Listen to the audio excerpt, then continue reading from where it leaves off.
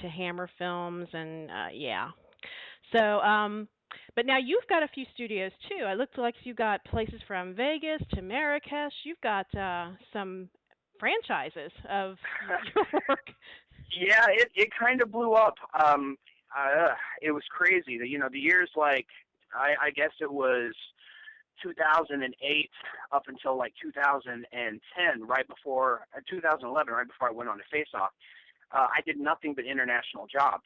I shot Clash of the Gods for the History Channel in Lithuania and in Morocco.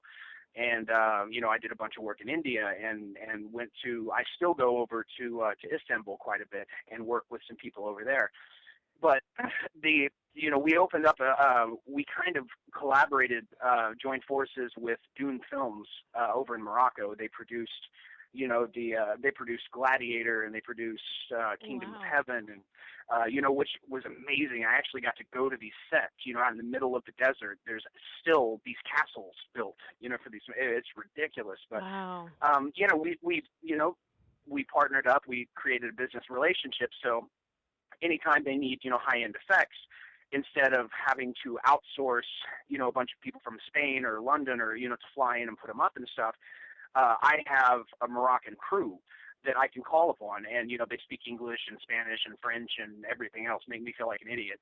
I can barely speak English, but so, so we don't have, I don't want to overstate it and make it sound too, glorified. We don't have like an ill-willed shop sitting somewhere in the deserts of Morocco. I just have access to many artists over there, and that I can work with, and I can crew up in a really quick fashion. But in Vegas, I have a shop space out there that I can utilize, and here in New York, I work out of a place called Shangri-La Studios in Brooklyn. And, it's an amazing, soundstage. We shoot videos here all the time and films and everything. So basically it's just a nice network. I could never afford to actually have my own buildings in all these places. I just have some really good friends that allow me to crew up and work there. So that's the reality of it.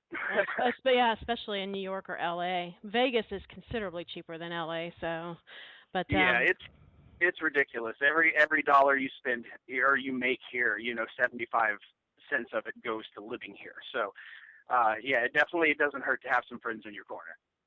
So just to kind of maybe wrap things up a little bit, you've got so much stuff going on. Is there any way you can kind of predict where you think you'll be in a couple of years, or where you hope you'll be?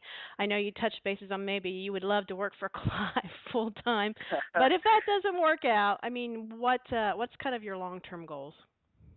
Well, my long-term goal is, I really would like to follow in the footsteps of, Patrick Tatopoulos or Neville Page.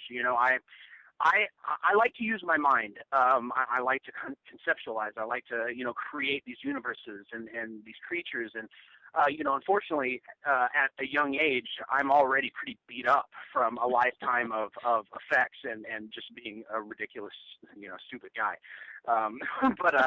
So I need to figure out ways to start utilizing my mind more and less my body. So I would like to, eventually get into the conceptual art side of things. But my director's career is really taking off right now. And in fact, I have a meeting on Tuesday to sign on to potentially direct the story of the beginnings of black metal in Norway. There was a book called Lords of Chaos that came out, and like 10 years ago, and it's the story of the band Mayhem and Burzum, and how they actually had these violent warfare, like almost like turf wars, and a lot of people ended up dying. People don't realize that black metal is not just makeup. These guys are crazy. So, I have that feature potentially slated. I've got, Son of Celluloid, and I have 3 features of my own that are sitting on the shelf right now, and I'm shopping around with, and I'm getting some great responses. So I really see, in the next 5 years, I might just stick with this directing thing. It's the only job that I found that really caters to my ADD. I like turnaround. You know what I mean? I like to work on new things constantly. So it's pretty much the perfect job for me. Well, you seem to be doing okay at it. It sounds like you're doing okay. Yeah, I can't complain. Things are going pretty well. Yeah. Well, so we still got a few more episodes of Face Off to go, and I know you know the outcome. We're just going to have to wait for it, but hopefully, you'll do well there. Although they may say, this guy's got it made. We need to let somebody else win so they can get the boost. He's already set in Hollywood, but That's hope. Well, I'll say this: my fans will definitely be happy. That's not too spoilery, I think. So everyone's going to be happy. Well, there's a lot of good competition there, a lot of great artists. So, and I love the show. It's just so fascinating. So, by the way, that is on Tuesday nights on Sci-Fi. I'm not sure exactly what time. Check your local listings and all that. And also, you might want to check out Tate's website. It's illwill.com. So check that out. So I do want to thank you for sitting down and chatting with us. I know you are crazy busy right now. No problem. It's been a pleasure. I really enjoyed it. All right. Well, thank you so much. So, like I said, check in to Face Off on Tuesday nights. And also go check out my website, thequeenofscream.com.